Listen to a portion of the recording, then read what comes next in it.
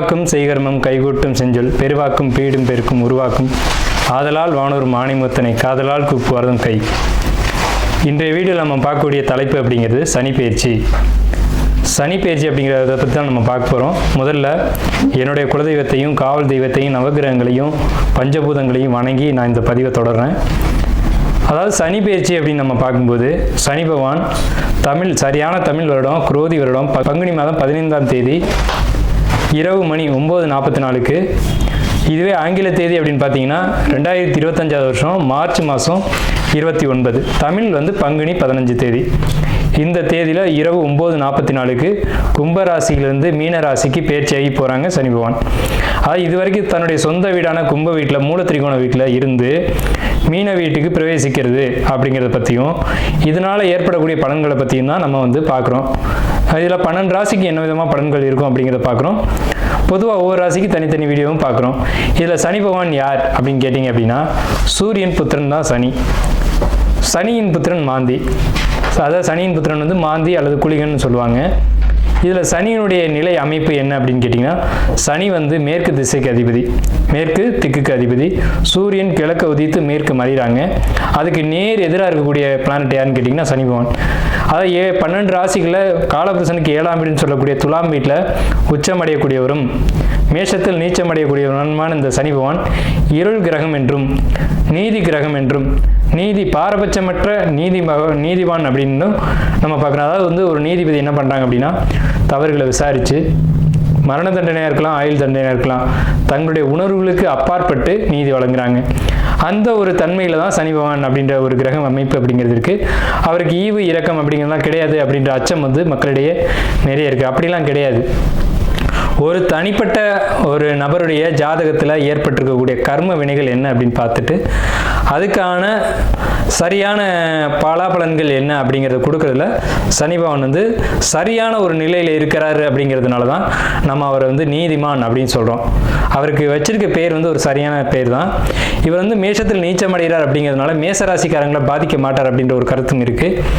இந்த 12 ராசிகளில் முதலாவது ராசியில் தான் சனி பகவான் நீச்சமடைகிறாரு. சனி பகவான் பொறுத்த வரைக்கும் மேற்கு திக்கில் தான் பலம் அதிகம். அதாவது மேற்கு திக்கு அப்படின்னு பார்க்கும்போது மிதுனம், துலாம், கும்பம் மேற்கு திசை. இதில் கும்பராசியில் திக்பலம் அடைகிறாங்க. ஒரு ஜாதகத்தில் 7ஆம் வீட்டில் சனி பகவான் நிற்கும்போது அந்த சனி பகவானுக்கு 7ஆம் வீடு மேற்கு வீடு அப்படின்னு பேர். அங்கே திக்பலம் அப்படின்ற ஒரு அமைப்பில் பலம் அடைகிறாங்க சனி பகவான். இப்படிப்பட்ட சனி பகவான் மக்களிடையே ஒரு தவறான கருத்து இருக்குது. சனி ஒரு இருள் கிரகம், சனி பகவான் ஒரு துன்பங்களை மட்டும் தரக்கூடிய ஒரு கிரகம். 2.5 ஆண்டு, அதாவது மொத்தம் 7.5 ஆண்டுகள் அவருக்கு துன்பம் கொடுக்கறதுக்கு மட்டுமே அதிகாரம் கொடுத்து வச்சிருக்காங்க அப்படின்ற மாதிரிலாம் இருக்காங்க. அந்த மாதிரிலாம் கிடையாது. நவ கிரகங்கள் அப்படின்னு எடுத்துக்கிட்டாலுமே ஒவ்வொரு கிரகமும் ஒவ்வொரு பணிகளை செய்வாங்க. அதில் 9 கிரகமும் இணைஞ்சால் மட்டும்தான் ஒரு பலன் அப்படிங்கிறது கிடைக்கும். அதில் சனி பகவானுடைய பங்கு அப்படிங்கிறது ஒரு சிறப்பான ஒரு இடத்துல இருக்கும். இதில் நம்ம பார்க்குறது சனி பெயர்ச்சிக்கான பலன்கள். சனி பெயர்ச்சி 2025, 2025லேருந்து 2027 வரைக்கும் இந்த 2.5 ஆண்டு காலகட்டம், அதாவது 2.5 சொல்கிறோம். 2.5 ஆண்டு காலகட்டம் மீன ராசியில் பயிற்சி ஆகக்கூடிய இந்த சனி பகவான் மீன ராசிக்கு சனி பகவான் பயிற்சி ஆகிறாங்க.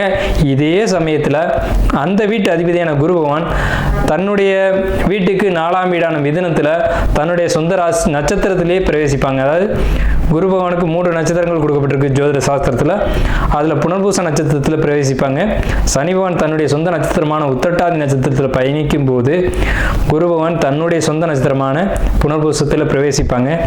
ஆகையால் இந்த சனி பெயர்ச்சி அப்படிங்கிறது ரொம்பவும் ரொம்பவும் உத்தமமான பலன்களை மக்களுக்கு, பொதுமக்களுக்கு, வணிகம் செய்யக்கூடியவங்களுக்கு, தொழில்துறையில் இருக்கக்கூடியவங்களுக்கு, குருமார்களுக்கு, ஆன்மீகத்துறை சம்பந்தப்பட்டவங்களுக்கு, ஆன்மீகத்தில் இருக்கக்கூடியவங்களுக்கு, பொது சேவையில் ஈடுபடக்கூடியவங்களுக்கு, பொது காரியங்கள், அதாவது இறை காரியங்கள் இதிலெல்லாம் ஈடுபடக்கூடியவங்களுக்கு இந்த 2.5 ஆண்டு காலகட்டமும் ரொம்ப சிறப்பான உன்னதமான உத்தமமான பலன்களை இந்த சனி பகவான் கொடுக்க காத்துட்டு இருக்காங்க.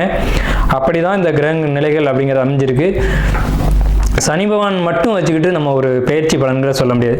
சனி பகவான் மற்ற வருட கிரகங்கள்னு சொல்லக்கூடிய குரு பகவான், ராகு, இவங்களுடைய பேச்சின் அடிப்படையில் தான் தன்னுடைய பலன்களை முழுமையாக ஒரு ராசி கொடுப்பாங்க. இதில் நற்பலன்களை ஏற்படுத்தக்கூடிய ராசி அமைப்பு இந்த கோச்சார ரீதியில் அப்படின்னு பார்க்கும்போது ரிஷபம், கடகம், துலாம், மகரம், மற்றும் கன்னி இந்த 6 வீடுகளுக்கும் மிகவும் உன்னதமான பலன்களையும், மற்ற 6 ராசிகளான மேஷம், மிதுனம், சிம்மம், விருச்சிகத்துக்கு கூட நல்ல பலன்களை செய்யும். அதில் துலாமுக்கு மட்டும் ரொம்ப உத்தமமான பலன்களை செய்யும் அப்படி சொல்ல முடியாது. ஆனால் விருச்சிக ராசிக்கு அதிக நட்பலன்களை தரும், மகரத்துக்கு உன்னத பலன்களை தரும், கும்பத்துக்கு இதுவரைக்கும் இருந்த கஷ்டங்கள் குறைஞ்சி இனி நல்ல ஒரு காலகட்டம் அப்படிங்கிறது இந்த சனி பெயர்ச்சியில் உங்களுக்கு கண்டிப்பாக கிடைக்கும். இந்த 6 ராசிகளுக்கு, அதாவது மேஷ ராசிக்கு துன்பம் அப்படின்னு எடுத்துட்டா கூட ரிஷப ராசிக்கு நல்லா இருக்கு, கடக ராசிக்கு நல்லா இருக்கு, துலா ராசிக்கு காட்டிலும் விருச்சிக ராசிக்கு நல்லா இருக்கு, கன்னி ராசிக்கு நல்லா இருக்கு, மகர ராசிக்கு நல்லா இருக்கு. இந்த 6 ராசிகளுக்கு நட்பலன்களும், மற்ற 6 ராசிகளுக்கு பெரிய கெடுதல் இல்லை அப்படின்ற ஒரு நல்ல வார்த்தையை சொல்லி நம்ம வீடியோக்குள்ள போகலாம். காலபுருஷனின் 3வது வீடான மிதுன ராசி, அதாவது மேஷம், ரிஷபம் அப்படின்னு எண்ணி வரும்போது 3வது ராசியாக வச்சுருக்காங்க இந்த மிதுனத்தை. ஏன் 3வது ராசியாக வச்சுருக்காங்க அப்படின்னா, இந்த வீட்டினுடைய அதிபதி புதன். மிதுனத்துக்கும் கன்னிக்கும் அதிபதி புதன். இந்த மிதுன ராசிக்காரங்களுக்கு இந்த 2025 வரக்கூடிய சனி பெயர்ச்சியானது எப்படி இருக்கும் அப்படிங்கிறத நம்ம இந்த வீடியோவில் பார்க்குறோம். 2025 சுத்தமான தமிழில் சொல்லணும் அப்படின்னா, குரோதி வருஷம் பங்குனி மாதம் 15ஆம் தேதி இரவு 9:44 கும்பராசிலேருந்து மீன ராசிக்கு சனி பெயர்ச்சியாகி போகிறாங்க. அதாவது சனிக்கு மீனம் நட்பு வீடு அப்படிங்கிறது ஒரு கான்செப்ட் இருக்குது. மிதுனத்துக்கு சனி பெயர்ச்சி ஆகக்கூடிய இடம் 9ஆம் வீட்டிலேருந்து 10ஆம் வீட்டுக்கு பெயர்ச்சி ஆகிறாங்க. அதே சமயத்தில் 10ஆம் வீட்டில் இது நாள் வரைக்கும் இருந்த சனி ராகு பகவான் தன் வீட்டிலேருந்து 9ஆம் வீட்டுக்கு வர்றாங்க. அதாவது சனி 9ஆம் வீட்டிலேருந்து 10ஆம் வீட்டுக்கும், 10ஆம் வீட்டில் இருக்கிற ராகு 9ஆம் வீட்டுக்கும் இப்படி பயிற்சியாகி வர்றாங்க. ஸோ இதுக்கு இடையில என்ன நடக்கும் அப்படின்னு பார்த்தீங்கன்னா, சனி ராகு சேர்க்கை நடக்கும். இந்த மிதுன ராசிக்கு இடைப்பட்ட காலத்தில் ஒரு 2 மாதத்து அளவுக்கு சனி ராகு ஒரே நட்சத்திரங்களில் பயணிப்பாங்க. அது கிட்டத்தட்ட 3 மாதம் ஒரே நட்சத்திரங்களில் சனி ராகுவும் சேர்க்கை இருக்கும். இது மிதுன ராசிக்கு நல்லதா அப்படின்னு கேட்டிங்கன்னா, ரொம்ப ரொம்ப ஒரு அற்புதமான ஒரு விஷயம். தொழிலுக்கு ரொம்ப பிரம்மாண்டமான ஒரு ராஜயோகத்தை இந்த காலகட்டங்களில் கொடுக்கும். அதாவது இந்த மார்ச் மாதத்துக்கு பிறகு ஜூன் வரைக்கும் ஒரு நல்ல ஒரு மிதுனத்துக்கு ஒரு நல்ல காலகட்டம். அதே சமயத்தில் மிதுன ராசிக்கு என்ன ப்ளஸ் அப்படின்னு கேட்டிங்க அப்படின்னா, ராசியின் மீது வரப்போகிற குரு பகவான், அதாவது மே மாதம் 18ஆம் தேதி குரு பெயர்ச்சியாகி உங்கள் ராசிக்கு வர்றாங்க. அது ஜென்ம குரு அப்படின்னு பேர். ஜென்ம குரு வனவாசம் அப்படின்லாம் பஞ்சாங்கத்தை கொடுத்துருப்பாங்க. அதை நினச்சி நீங்கள் பயப்பட வேணாம். ஜென்மன் குருபதி ஏற ஜெயவீராமன் வனம் சென்றான் வினையால் அப்படின்லாம் பழைய பாடல்கள் இருக்குது. அப்போ ஜென்மத்துக்கு குரு வரக்கூடாதா அப்படின்னா அப்படி கான்செப்ட் கிடையாது. அந்த ஜென்மத்துக்கு வரக்கூடிய குரு என்ன ஆதிபத்தியம் வாங்கி அங்கே வர்றாரு அப்படின்றத கவனிக்கணும். இந்த ராசிக்கு 7க்கும் 10 குருவான் ஜென்மத்துக்கு வர்றது அப்படிங்கிறது சிறப்பான ஒரு விஷயம் தான். அப்போ ஜென்ம குரு அப்படிங்கிறது பொதுவான கான்செப்ட், அதை நம்ம போட்டு குழப்பிக்க வேணாம். அதுக்கு மேலே அந்த ஜென்மம் அப்படிங்கிறது ஜாதகர் அப்படின்னு அர்த்தம். அப்போ குருன்றது ஒரு முழு சுப கிரகம், அதனுடைய ஒளி உங்களுக்கு முழுமையாக கிடைக்கக்கூடிய காலகட்டம் தான் ஜென்மகுரு காலகட்டம் அப்படிங்கிறது. அப்போ ஒருத்தர் ஆக்டிவாக இருக்கும்போது என்ன பண்ணுவார்னா, ஏதாவது சில சேட்டைகள் பண்ணுவார் அப்படின்னு அர்த்தம். அதனால தான் ஜென்மகுரு ஆகாது அப்படின்னு அந்த காலத்தில் பெரியவங்க சொல்லியிருக்காங்க. அப்போ நீங்கள் என்ன பண்ணிக்கணும் அப்படின்னா, பொதுவாகவே மிதுன வீடு அப்படிங்கிறது காற்று ராசி. புத்தி கூர்மையை அதிகம் பயன்படுத்தக்கூடிய ராசிக்காரங்க யாருன்னா மிதுன ராசிக்காரங்க. அதாவது நம்மகிட்ட அறிவு இருக்குது அப்படின்னு சொல்லிட்டு நிறைய தப்புகளை யார் செய்வாங்கன்னா மிதுன ராசிக்காரங்க. நீங்கள் செய்வீங்க அப்படின்ற ஒரு கான்செப்ட் ஜோதிடத்தில் இருக்குது. அதுக்காக தவறாக நினச்சக்கூடாது. அறிவை சரியான விதத்தில் பயன்படுத்தணும் அப்படிங்கிறத நம்ம சொல்கிறோம். பொதுவாக காமெடி, கலைத்துறை, அதே மாதிரி பேச்சு சம்மந்தப்பட்ட, வாக்கு சம்மந்தப்பட்ட தொழிலில் இருக்கக்கூடியவங்க, அறிவு சம்மந்தப்பட்ட துறையில் இருக்கக்கூடியவங்க, ஆடிட்டிங் தொழிலில் இருக்கக்கூடியவங்க, கணக்கு வழக்கில் இருக்கக்கூடியவங்களாம் மிதுன ராசி அல்லது கன்னி ராசிக்காரங்க தொடர்பு இங்கே அதிகமாக இருக்கும். புதன் சம்மந்தப்பட்டால் தான் இந்த துறைகள்லாம் கனெக்ட் ஆகும். ஜோதிடர்களாக இருக்கட்டும், ஒரு வழக்கறிஞர்களாக இருக்கட்டும், அறிவை பயன்படுத்தக்கூடியவங்க, கணக்கு வழக்கு எழுதுறவங்க, இவங்க தான் அதிகபட்சம் மிதுன ராசியில் கனெக்ட் ஆவாங்க. கணிதத்தில் கை தேர்ந்தவங்களாக இருப்பாங்க. பிறரை மகிழ்விக்கிறதுல பெரிய கலை தேர்ந்தவங்களாக இருப்பாங்க. பெரிய பெரிய காமெடி ஆக்டர்ஸ் எல்லாம் பார்த்தீங்கன்னா மிதுன ராசி, மிதுன லக்னம் அல்லது மிதுனத்தில் அவங்களுடைய லக்னாதிபதி நிற்கிறது, இந்த மாதிரி போன்ற அமைப்புகள் அதிகமாக இருக்கும். அப்போ மிதுனம்னு சொன்னாலே அறிவை பயன்படுத்தக்கூடியவங்க அப்படின்னு அர்த்தம். ஸோ அப்படிப்பட்ட உங்களுடைய ராசியில் முழு ஒளியும் குரு பகவான் கொடுக்கறது அப்படிங்கிறது பெரிய விசேஷமான ஒரு காலகட்டம் தான். இதில் எந்த ஒரு லாஸும் உங்களுக்கு கிடையாது. ஃபஸ்ட்டு ஜென்ம குரு அப்படின்றதுக்கு நம்ம விளக்கம் கொடுத்துட்டோம். ரெண்டாவது விஷயம், உங்கள் ராசிக்கு 4ஆம் இடத்துல இது நாள் வரைக்கும் இந்த கேது பகவான் உங்கள் ராசிக்கு 3ஆம் இடத்துக்கு மே 14ஆம் தேதி பயிற்சியாகி வர்றாங்க. அதே சேம் டைமில் உங்களுக்கு ராகு பகவான் உங்கள் ராசிக்கு 9ஆம் இடத்துக்கு பயிற்சியாகிடுவாங்க. சனி 10ஆம் இடத்துல இருக்கும்போது சனி உங்கள் லக்னத்துக்கு 8க்கும் 9 உடையவங்க. 9 கூடையவன் 10க்கு தொடர்பு கொண்டாலே அதுக்கு பேர் தர்ம கர்மாதிபதி யோகம்னு பேர். உங்களுக்கு கிட்டத்தட்ட இந்த சனி பயிற்சி 2.5 வருஷ காலகட்டமும் தர்ம கர்மாதிபதி யோகம் அப்படின்ற ஒரு யோக அமைப்பில் தான் உங்களுக்கு இந்த சனி பயிற்சி அமையுது. அப்போ 2.5 வருஷமும் உங்களுக்கு தொழிலுக்கு அற்புதமான யோகமான காலகட்டம் இந்த மிதுன ராசிக்காரங்களுக்கு மட்டும்.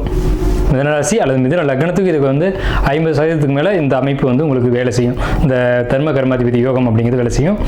தர்ம கர்மாதிபதி யோகம் அப்படின்னாலே தொழிலுக்கு முன்னேற்றத்தை கொடுக்கும் அப்படின்றது தான் அதோடைய கான்செப்ட். ஸோ இது ஒரு விஷயம். ரெண்டாவது பார்த்தீங்கன்னா குரு பகவானுடைய பயிற்சி எப்படி இருக்கும் அப்படின்னு கேட்டிங்கன்னா, உங்கள் லக்னத்துக்கு 7, 10 கூடியவர் அப்படிங்கிறனால 7ஆம் இடத்தை குரு பார்த்து, 5ஆம் இடத்தை குரு பார்த்து, 9ஆம் இடத்தை ஏக காலத்தில் இந்த மாதிரி குரு பார்க்குறது அப்படிங்கிறது மிகப்பெரிய விசேஷம். இது எப்போ நடக்குதுன்னு பார்த்தீங்கன்னா மே மாதம் 18ஆம் தேதிக்கு மேலே. அப்போ குழந்தை இல்லைன்னு சொல்லக்கூடியவங்களுக்கு குழந்தை, திருமணம் ஆகலைன்னு சொல்லக்கூடியவங்களுக்கு திருமணம், அதே மாதிரி தந்தை ஆக முடியல அப்படின்னு சொல்லக்கூடியது தான் குழந்தை. தந்தை ஸ்தானம் 9ஆம் இடம். அப்போ பெண்களுக்கு வயிறு சம்பந்தமான பிரச்சனைகள் இருக்குது, பிசிஓடி கம்ப்ளைண்ட் இருக்குது, இல்லை நீர்க்கட்டி இருக்குது, இல்லை யூட்ரஸில் எனி ஒன் ப்ராப்ளம் இருக்குது அப்படின்னு சொல்லக்கூடிய பெண்களுக்கு அதுக்கான ட்ரீட்மெண்ட் நீங்கள் இந்த காலகட்டத்தில் எடுத்தீங்க அப்படின்னா கரெக்டாக உங்களுக்கு அது வந்து க்யூர் ஆகிடும். அது என்ன மெடிசன் எடுத்துக்கணும் அப்படின்னு கேட்டிங்கன்னா, குரு வந்து ஆயுர்வேதிக் வேதம் தான், வேதகாரகன் தான் குரு. அப்போ ஆயுர்வேதிக் ட்ரீட்மெண்ட் எடுத்துக்கிட்டிங்க அப்படின்னா டக்குன்னு உங்களுக்கு உடனடியாக சரியாகி குழந்தை பாக்கியத்தை உடனடியாக கொடுத்துரும். உங்களுக்கு 2ஆம் வீட்டுக்கு கேதுவனுடைய தொடர்பு இந்த காலகட்டத்தில் வரும். எப்போன்னு கேட்டிங்கன்னா இந்த கேது பேச்சில் வரும். ஸோ அந்த காலகட்டங்கள் நீங்கள் வந்து பேச்சு, வார்த்தைகள், அதே மாதிரி குடும்ப உறவுகள் இதிலெல்லாம் கவனமாக இருக்கணும். இந்த சனி பேச்சுக்கு பின்னாடி, அதாவது மே மாதத்துக்கு பின்னாடி வந்து நீங்கள் இதிலெல்லாம் கவனமாக இருக்கணும். உங்களுக்கு கேது வந்து சிம்மத்தில் இருக்கும்போது உங்களுடைய ரிஷப ராசியை, அதாவது உங்களுடைய கடகராசி உங்களுக்கு 2ஆம் வீடாக வரும், அதில் தொடர்பு கொள்வாங்க. இது ஒரு பாதிப்புக்குரிய விஷயம். கம்யூனிகேஷன் பொறுத்த வரைக்கும் நீங்கள் எச்சரிக்கையாக தான் இருக்கணும். யார்கிட்ட பேசுகிறோம், எதுக்கு பேசுகிறோன்றதுல ரொம்ப தெளிவாக இருக்கணும். இல்லை அப்படின்னா பேச்சு வழக்குனால வம்பு வழக்குகள் வந்துடும். அதாவது யார்கிட்ட பேசும்போதும் பொறுமையும் நிதானமாக பேசுங்க அப்படின்றத நம்ம சொல்கிறோம். நம்ம என்ன பேசுகிறோம், ஏது பேசணுன்றது கொஞ்சம் கவனித்து பேசணும்னா எந்த ஒரு பிரச்சனையும் வராது. உங்களை தேடி பிரச்சனைகள் வந்தாலும் நீங்கள் பொறுமையை கையாளும் போது அந்த பிரச்சனைகளை நீங்கள் தவிர்த்துக்கலாம். அதாவது புத்தியை வந்து கவனமாக கையாளுங்க அப்படின்றத நம்ம சொல்கிறோம். பொறுமை தேவை இந்த காலகட்டத்தில். உங்கள் ராசிக்கு 10க்கு வந்திருக்கக்கூடிய சனி பகவான் உங்கள் ராசிக்கு 12ஆம் இடத்தை பார்க்குறாங்க. அப்போ 12ஆம் இடத்தை சனி பார்க்கும்போது என்ன நடக்கும், 3ஆம் பார்வை பார்க்கும்போது என்ன அப்படின்னு கேட்டிங்கன்னா, தூக்கத்தில் பிரச்சனை ஏற்படும். தேவையில்லாத பயணங்கள், தேவையில்லாத அலைச்சல்கள் மூலமாக மன உளைச்சல்கள் இதெல்லாம் ஏற்படும். இருந்தாலும் தொழில் பண்ணக்கூடியவங்க அலைஞ்சிங்க அப்படின்னா தொழில் சம்மந்தப்பட்ட விஷயங்களில் அலைச்சலை கொடுக்கும். அப்படி பயணங்கள் இருந்தது அப்படின்னா அதில் பெரிய ஒரு லாபத்தை நீங்கள் கண்டிப்பாக அந்த டைமில் வந்து எதிர்பார்க்கலாம். ஏன்னா உங்கள் லக்னத்தில் இருக்கக்கூடிய ஒரு குரு, 10ஆம் இடத்துல இருக்கக்கூடிய சனி, இந்த சனிக்கும் குருவுக்கும் ஒரு தொடர்பு ஏற்படும் போது வெளியூர் போய் அங்கே வருமானம் ஈட்டுறதுக்காக நீங்கள் போனீங்கன்னா ரொம்ப உத்தமமான ஒரு விஷயமா இருக்கும். அதே சமயத்தில் உங்களுக்கு சனி பகவான் தான் தெய்வம், குலதெய்வம், குடும்ப தெய்வம், இன தெய்வம் அப்படி சொல்லக்கூடியதெல்லாம். அதாவது ஒரு தனிப்பட்ட ஒவ்வொரு மனிதனுக்கும் 5 தெய்வங்கள் உண்டு. முதல்ல குலதெய்வம், அடுத்து எல்லை தெய்வம், காவல் தெய்வம், ஊர் தெய்வம், இணை தெய்வம் சொல்லி 5 தெய்வங்கள் இருக்குது. பெரும்பாலும் மிதுன ராசிக்காரங்க இறை வழிபாட்டில் அதிகம் நாட்டம் செலுத்த மாட்டாங்க. ஆனால் இந்த சனி பயிற்சியில் உங்களுக்கு குரு பகவான் ராசிக்கு வராங்க, 10 கூடிய குரு பகவான் ராசிக்கு வர்றாங்க அப்படின்றதுனால இந்த காலகட்டங்களில் உங்களுடைய குலதெய்வம், உங்களுடைய இன தெய்வம் இதெல்லாம் நீங்கள் வழிபாடு எடுத்துக்கணும் அப்படிங்கிறதான் உண்மை. அப்படி எடுத்துக்கிட்டிங்கன்னா என்ன ப்ளஸ் அப்படின்னு கேட்டிங்கன்னா, உங்களுக்கு வரக்கூடிய இந்த நெகட்டிவான விஷயங்கள்லாம் விலகி பாசிட்டிவான விஷயங்கள் நிறைய நடக்கும். அதை நம்ம சொன்ன மாதிரி 5ஆம் இடத்தை குரு பார்க்குறாங்க, குழந்தை கிடைக்கும்னு சொன்னோம் இல்லைங்களா. உங்களுக்கு ஒருவேளை பிறப்பு ஜாதகத்தில் குரு பகவான் 5ஆம் இடத்த அதிபதி ஒரு வீக்காக இருக்காங்க அப்படின்னா அந்த பாதிப்புகள்லாம் நீங்கிறதுக்கு இந்த வழிபாடு வந்து உங்களுக்கு ரொம்ப சப்போர்ட்டிவாக இருக்கும். ஸோ இந்த சனி பயிற்சியானது மொத்தமாக பார்க்கும்போது உங்களுக்கு 80% மேலே நல்ல பலன்கள் தான் அதிகமாக தருது. ஸோ ஏதாவது பாதிப்புகள் இருக்கா அப்படின்னு கேட்டிங்கன்னா, தேவையற்ற அலைச்சல்கள் தான் தூக்கமின்மை கொடுக்கும். அதெல்லாம் என்ன பண்ணுறீங்கன்னா, முடிஞ்ச வரைக்கும் தூக்கத்தில் கவனம் செலுத்துங்க. அதாவது நேரத்துக்கு சாப்பிட்டுட்டு நேரத்துக்கு தூங்குறதுக்கான இடத்துக்கு நீங்கள் போயிடுங்க. அதே மாதிரி சனின்றது பாதம், 12ஆம் இடம்ன்றது பாதம். ஸோ பாதங்களில், கால்களில் ஏதேனும் குறைபாடுகள், பிரச்சனைகள் வர வாய்ப்பு உள்ளது. அதை மட்டும் கவனம் செலுத்துங்க. 7ஆம் இடத்தை சனி பார்க்குறாங்க. மீன ராசிக்கு, மிதுன ராசிக்கு 7ஆம் இடத்துக்கு 10ஆம் பார்வையை சனி பார்க்கும்போது கணவன் மனைவி இடையே கருத்து வேறுபாடுகள் வர்றதுக்கான வாய்ப்புகள் உண்டு. கேதுவனுடைய தொடர்பு 2ஆம் இடத்துக்கு வருது அப்படின்றதுனால குடும்பத்துக்குள்ள, அதாவது கணவன் மனைவிக்குள்ள, குழந்தைகளுக்குள்ள சின்ன சின்ன மனக்கசப்புகள் ஏற்படும். அது ஏற்படாதவன்னு நீங்கள் பார்த்துக்கணும். உங்கள் குடும்பம், உங்கள் குழந்தை இதெல்லாம் நீங்கள் வந்து ஒரு நண்பர்கள் மாதிரியாக உட்காந்து பேசி இது வந்து ஒரு தீர்வு எடுத்துக்கணும். ஆனால் இந்த பிரச்சனைகள் ஏற்படும், அதுவே சரியாகும். ஏன்னு கேட்டிங்கன்னா, லக்னத்தில், அதாவது ராசியில் இருக்கக்கூடிய குரு பகவான் 7ஆம் வீட்டை பார்க்குறாங்க. 10ஆம் பார்வையை சனி பார்த்தாலும், தன்னுடைய கர்ம பார்வையை பார்த்தாலும் குருபவனுடைய பார்வை அப்படிங்கிறது எந்த நிலையிலிருந்து குருபவன் பார்த்தாலும் நன்மை மட்டும்தான் செய்வார். குருபவன் அந்த லக்னத்துக்கு கெட்டவர் தான். மிதுன லக்னத்துக்கு குரு பாதகாதிபதி தான். ஆனால் அவர் லக்னத்திலிருந்து 7ஆம் வீட்டை பார்க்கும்போது அந்த 7ஆம் வீட்டுக்கு சுபமான விஷயங்களை தான் செய்வாரே தவிர அசுபமான விஷயங்களை நிவர்த்தி செய்வார் அப்படின்ற உண்மை.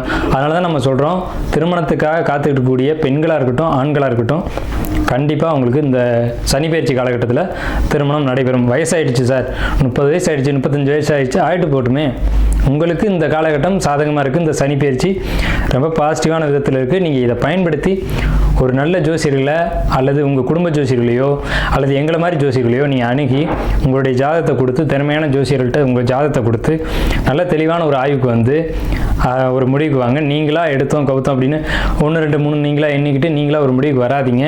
ஏன்னா ஜோதிடம்ன்றது மிகப்பெரிய கடல். அதாவது நம்ம வந்து ஜோதிடம்ன்றது 3/4 பங்கு, நிலப்பரப்புன்றது 1/4 பங்கு தான்.